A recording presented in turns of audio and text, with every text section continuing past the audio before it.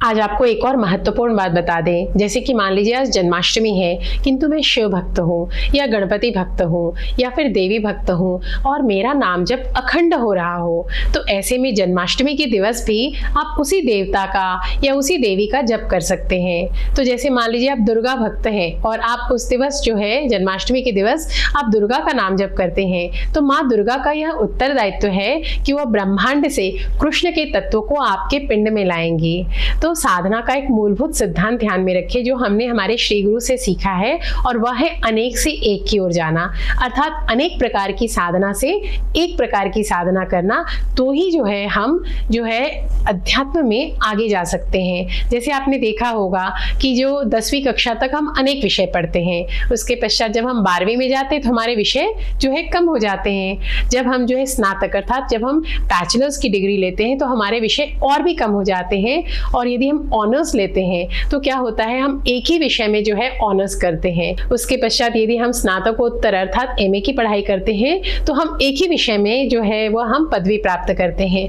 वैसे ही यदि हमें अध्यात्म में आगे जाना हो तो हम एक ही देवता, एक ही साधना पद्धति उसको लेकर यदि हम आगे जाते हैं तो हम अध्यात्म में शीघ्र प्रगति करते हैं। इसीलिए यदि आप जन्माष्टमी हो और यदि आप शिव भक्त हो, गणपति भक्त हो, दुर्गा भक्त हो, या आपके गुरु ने कोई मंत्र दिया हो, तो आप उसी को निष्ठा से करिए, तो आपकी जो प्रगति है वह निश्चित ही होगी और भगवान श्री कृष्ण की जो कृपा है वह भी आपको प्राप्त होगी।